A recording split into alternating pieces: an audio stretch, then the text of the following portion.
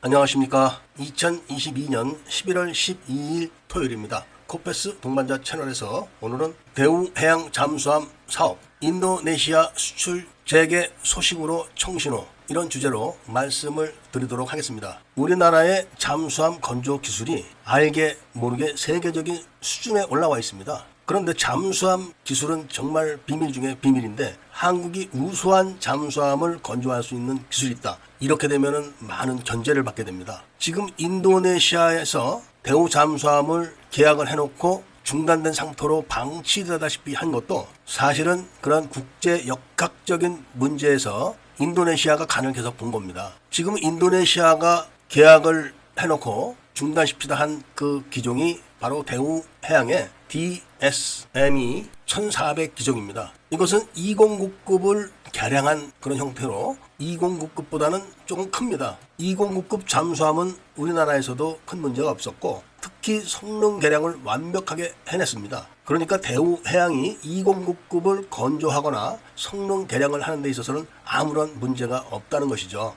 인도네시아도 지금 바로 인도네시아가 대우 해양으로부터 도입한 DSME 1400급 잠수함에 대해서 불만이 있는 것은 아닙니다. 그런데 이 DSME 1400 잠수함은 AIP가 탑재되어 있지 않습니다. 그런데 잠수함을 보유한 나라의 해군들은 디젤 잠수함을 보유를 하게 되면 AIP를 장착한 잠수함을 원하는 겁니다. 디젤 잠수함에 AIP가 탑재된 잠수함은 214급이 잘 알려져 있습니다. 그 214급은 우리나라에서도 건조한 적이 있고 지금 터키가 독일의 잠수함을 라이센스 생산을 하면서 독일의 수출 대행 역할을 지금 하고 있습니다. 독일은 잠수함 수출 경쟁에서 한국을 이길 수가 없다고 지금 생각을 하고 있습니다. 디젤 잠수함에서 한국보다 월등한 기술 격차가 있다면 모를까 비슷한 성능에서는 가격 경쟁력 때문에 한국을 도저히 이길 자신이 없기 때문에 터키를 이용하는 겁니다. 그런데 문제는 이 214급 잠수함이 기본적으로 문제가 있습니다.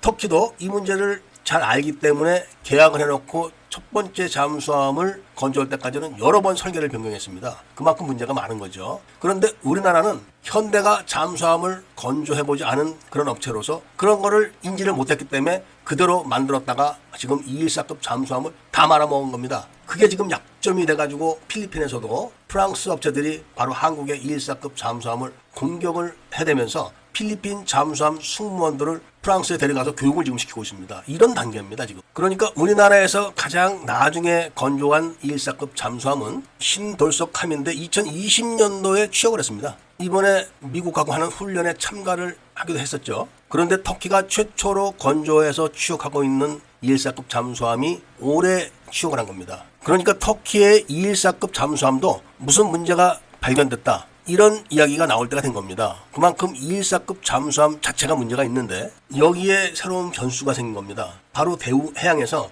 DSME 2000 시리즈를 개발한 겁니다. 이게 바로 214급을 개량한 겁니다. 덩치도 비슷하고 특히 AIP가 성능이 좋고 엑스타형 꼬리가 달려 있습니다. 그리고 장비가 80% 이상이 국산화가 되어 있기 때문에 완전 국산 잠수함의 진수로 불리고 있는데 이게 아직까지 건조돼서 배치된 적이 없는 단점이 있는 겁니다. 그런데 바로 이 DSME 2000 시리즈가 도산 안창호급 잠수함의 축소판이라고 합니다. 그러니까 수직 발사관만 없다고 보시면 되는 겁니다. 그런데 도산 안창호급 잠수함이 취역을 해가지고 지금까지 아무런 문제가 발생하지 않았고 수중 탄도탄 발사 시험도 성공리에 끝냈습니다. 이렇게 되니까 결국은 AIP를 탑재한 잠수함의 대결이 독일과 한국으로 딱 압축이 돼버린 겁니다. 특히 디젤 잠수함임에도 예인 소나를 장착할 수 있는 기술을 한국이 갖고 있고 그 예인 소나가 바로 국산입니다. 이렇게 상당한 부분들이 다 국산화가 되어 있어서 214급 잠수함보다 성능은 더 뛰어나지만 가격이 얼마나 쌀까 이거는 알 수가 없습니다. 아직. 그러니까 인도네시아 해군이